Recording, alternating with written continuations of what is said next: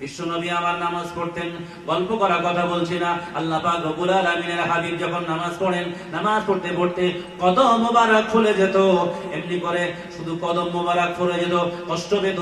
সাহাবায়ে কেরামরা সবাই রাসূলুল্লাহর আদর স্নেহে রাসূলুল্লাহকে জিজ্ঞাসা করলেন, ইয়া রাসূলুল্লাহ, ইয়া হাবিবাল্লাহ, হুজুর আপনি রাতের পর রাত জেগে জেগে কষ্টের পর কষ্ট করে করে আপনি নামাজ পড়েন, কদম মোবারক ফুলে গিয়েছে, ইয়া রাসূলুল্লাহ আপনি কেন এত কষ্ট করে করে নামাজ পড়েন?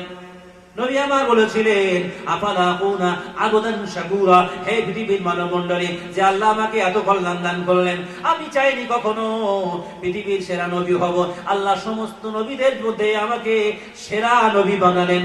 জোরে বলুন সুবহানাল্লাহ। আল্লাহ কোরআনে ঘোষণা করেছেন, ওয়া রাফা'না লাকা যিকরাক, হে নবী আপনার শান, আপনার মান, আপনার মর্যাদা অন্য সবার থেকে আমি উচ্চে রেখেছি।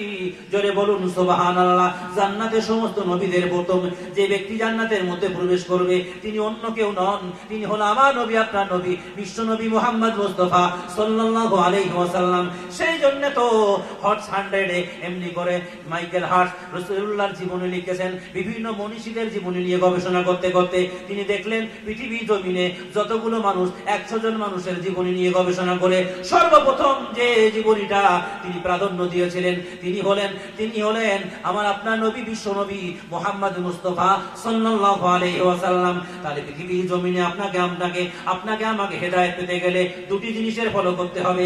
আল্লাহ কোরআনে ঘোষণা করেছেন, পৃথিবীর জমিনে আমি দুটি নূর পাঠিয়েছি, একটা হলো আমার নবীকে, নবী আমাদের থেকে পর্দা নিয়েছেন, আর একটা নূর পৃথিবীর জমিনে এখনো বিদ্যমান রয়েছে, বাড়িতে গেলেই পেয়ে যাবেন, সেটা হলো কোরআনুল কারীম। জোরে বলুন সুবহানাল্লাহ। আজকে আমরা ওয়াজ নসিহত শুনছি, গল্প শুনছি, গজল শুনছি, কিন্তু দেখতে পাওয়া যায় আরব কান্ট্রিতে বিভিন্ন জায়গায় কোরআনের মজলিস হয়, কোরআন তেলাওয়াত হয়, এত সুন্দর কোরআন তেলাওয়াত যেন কোরআন আকাশ থেকে নাযিল হয়। এই কিছুদিন আগে 2025-এ উমরা করে আসলাম।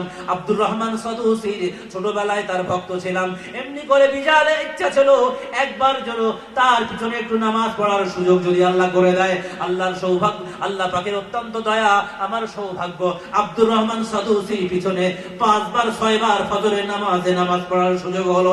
কোরআন যখন তেলাওয়াত করে, যারা আলেম আর আলেম নন, সাধারণ মানুষ, আম মানুষ, সমস্ত মানুষেরা যখন কোরআন তেলাওয়াত করে, আকাশ সবাই যখন নামাজ পড়ছে দেখছি, খেয়াল করে চারিদিকে শুধু কান্নার কলরব আসে, চোখ দিয়ে পানি পড়ে, মনে হয় আকাশ থেকে এই মুহূর্তে কোরআন নাজিল হচ্ছে। হে মুসলমান, আজকে আমরা সেই কোরআনকে অবহেলা করে রেখেছি, কোরআনটাকে গিলাফ দিয়ে জড়িয়ে রেখেছি, সবে বরাতের সময় বার করে পড়বো, হাফেজ সাহেব দিয়ে, মাওলানা সাহেব দিয়ে কোরআন শরীফ পড়ার জন্য ব্যবহার করব। কিন্তু না, মনে রাখুন আল্লাহ পাক রব্বুল আলামিন আমাদেরকে কবরে যেতে হবে, কবরে যাওয়ার পরে একটি প্রশ্নের উত্তর দিতে হবে, আল কোরআনু ইমামি, কোরআন হলো আমার ইমাম, অর্থাৎ আমি কোরআনকে সামনে রেখে চলতাম, কোরআন যেটা বলেছে সেটা ফলো করতাম।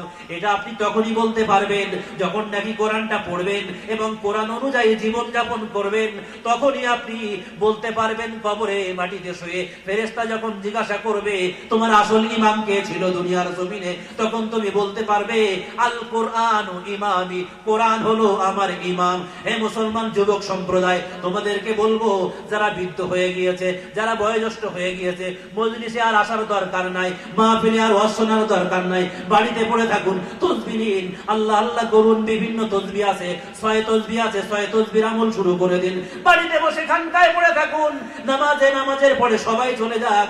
আপনার বয়স হয়ে গিয়েছে, চুল সাদা হয়ে গিয়েছে, আপনি আর শুনতে পান না, খেতে পান না, এখন বসে বসে আল্লাহ আল্লাহ করেন, ওয়াজ আর শোনার দরকার নেই। বৃদ্ধ মানুষের ওয়াজ শুনবে যুবক সম্প্রদায়, তোমাদেরকে ওয়াজ শোনার দরকার আছে, কারণ এখনো সামনে অনেক জীবন, তোমাদের সামনে ইসলামিক দর্শন রয়েছে, ইসলামিক দর্শনে কিভাবে বিবাহ করতে হবে তার বিধান রয়েছে, কোন মেয়ে বিবাহ করবে তার দর্শন রয়েছে, যে সন্তান তুমি পৃথিবীর জমিনে জন্মগ্রহণ করবে সেই সন্তানটাকে কেমন করে লালন পালন করবে তার দর্শন নবী পাক জানিয়ে দিয়েছেন, সেই সন্তানের কেমন নাম রাখবে, কিভাবে আকিকা করবে।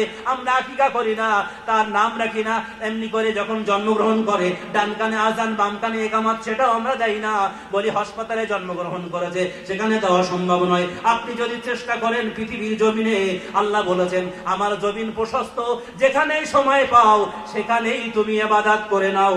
জোরে জোরে বলুন সুবহানাল্লাহ। যেখানেই সময় আছে সেখানেই অবকাশ পাও, সেখানেই তুমি নামাজ। হ্যাঁ, মাঠে কাজ করছেন, সময় হয়েছে, অজু করে নিলেন, ওই আলে দাঁড়িয়ে আল্লাহু আকবার। প্লেনে যাচ্ছেন, বউ হাজি সাহেব, বললাম কি ব্যাপার, নামাজ পড়বে না? নামাজের টাইম চলে যাচ্ছে।